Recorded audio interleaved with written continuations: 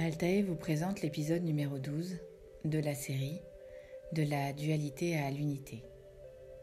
Et si on sortait Larissa?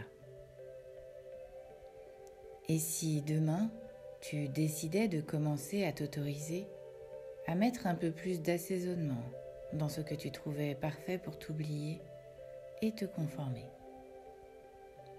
Et si demain, tu te prouvais que ce plat, si bon soit-il, tu commençais à t'en lasser? Et si tout simplement, tu acceptais que ce n'est plus ce que tu as envie de vibrer? Et oui, il est possible aujourd'hui de tout changer. La société, basée sur la peur de casser les codes qui pourraient nous mener à la mort, fait tout pour nous enfermer. Et nous y fonçons, tête baissée, dans cette protection proposée pour nous sauver d'une mort annoncée. D'un autre côté, l'insurrection nous fait passer pour des fous alliés. Pourquoi avoir envie de vivre libre et libéré alors que l'on peut être protégé et enfermé derrière des masques portés? Tout ceci pour vous expliquer qu'il est plus facile de manger le bon vieux poulet plutôt que d'être le premier à dire que vous en avez assez. Comment vous aimer si vous laissez aux autres la possibilité de vous déterminer et finalement de vous bâillonner? Réfléchissez.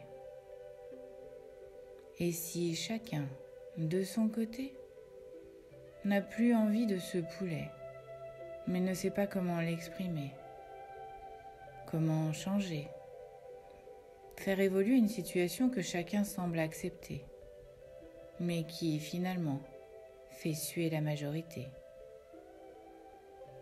Et si même le cuisinier n'en pouvait plus de ce poulet, qu'il pense pourtant apprécié par tous?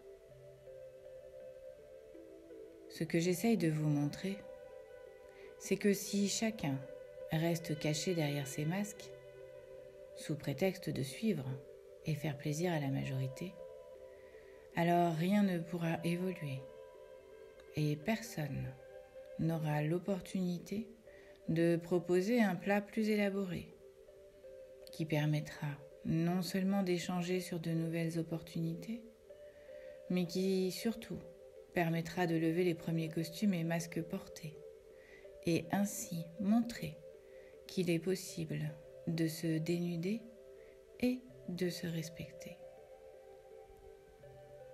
En 2 mots, s'aimer, c'est se dévoiler sans attendre que l'autre puisse nous déterminer. Et si jamais mon idée n'est pas acceptée, j'aurais au moins essayé et je me serais libérée de ce poids des mots portés. Et si jamais cela permet un dialogue ou une discussion à entamer, alors j'aurais permis à d'autres d'exprimer ce qui en eux était également bloqué. Les charges mentales, vous connaissez? Eh bien, c'est ce qui sera développé dans le podcast numéro 13.